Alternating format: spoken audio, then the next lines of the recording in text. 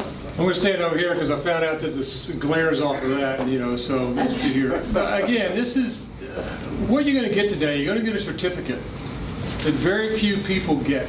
You're going to get a pin that very few people get. And it says charter on it.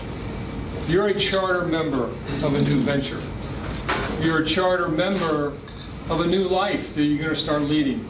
And that whole life is kids need Kiwanis. You decided you joined an organization that serves the kids of the world, one child in one community at a time. And we've got clubs all over the world, literally. We're in 80 continents. We're in 80 countries. We do a lot of things to help people. We just finished what we call the Eliminate Project, neonatal tetanus around the world. We started with 54 countries that a mother could not give birth and expect to live past birth because of the tetanus in their community.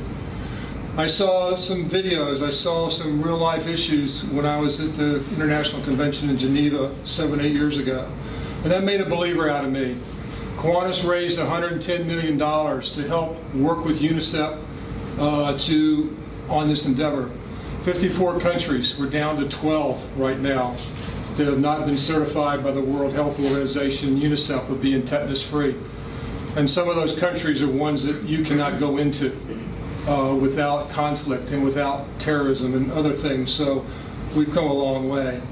Now Kiwanis International, through the Kiwanis Children's Fund, is channeling their efforts more so to the communities in which we live. The communities, I just posted today on my Facebook, we got from the Capital District Foundation, our club, I'm in the Harrisonburg Club, got a $5,000 grant to fund a program at the Explore More Discovery Museum to build kits for kids that were basically sheltered in daycares this summer and through the year. So there's ways of doing it. Roanoke built their park, $400,000 park. Don was one of the instrumental movers and shakers behind that, as well as many, many others in that club. They got a $50,000 grant from Kiwanis International, I think $25,000 from the Capital District, $5,000, sorry about that. It sounded good. But again, there's organizations within Kiwanis that can help your community. It's not you got to ask. You got to ask. I'm privileged to be here today, and again, Teresa kind of said it all in a nutshell. That yes, it's not a secret among the people in this room that it was interesting to get to this point. But I'm a firm believer that more hands help, and that's what we ended up doing by starting a new club. It doesn't mean anything. Allegheny Highlands is a very strong club, very viable club, very great people in that club. I've enjoyed coming to visit them over the last 6 years, which I've done that. I've always felt welcome, and I think that they're going to be good partners as this club moves forward, as the other clubs in what we call Division 9, which is Stanton, Waynesboro, Shenandoah Valley, Harrisonburg, and Charlottesville and Orange. So again, thank you very much.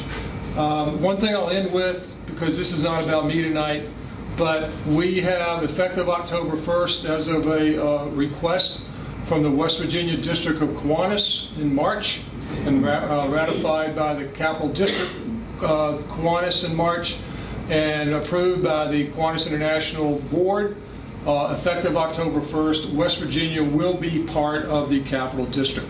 They will dissolve their district, and so you can legally go across the state line and find Kiwanis. And so again, we're excited about that. They're bringing 31 clubs, about 520 members. There's a few clubs, just like we have in the Capitol now, that because of numbers may or may not be there.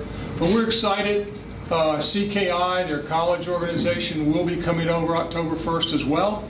Their key club, because they've already elected officers, are not coming over until April of 2022. That's when their operation year ends. They're from April to March. So again, we're very excited about that. We've created 3 new divisions in West Virginia. Like I said, 31 clubs. So they will be our neighbors. They're your neighbors.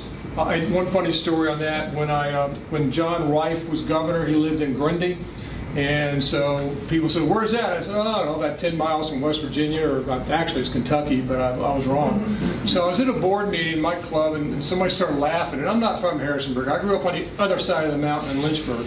So I'm learning this side of the Blue Ridge. And but he laughed. He said, "Well, we're only 20 miles from West Virginia." I said, "Well, I got a good point here." So there are good people in West Virginia. So I'll end with that, and I just want to say thank you for coming tonight. I know there's a lot going on in town. As we all know, planning an event, you just hope for the best. But thank everybody for being here. I very much appreciate it, and thank the opportunity for saying a few words.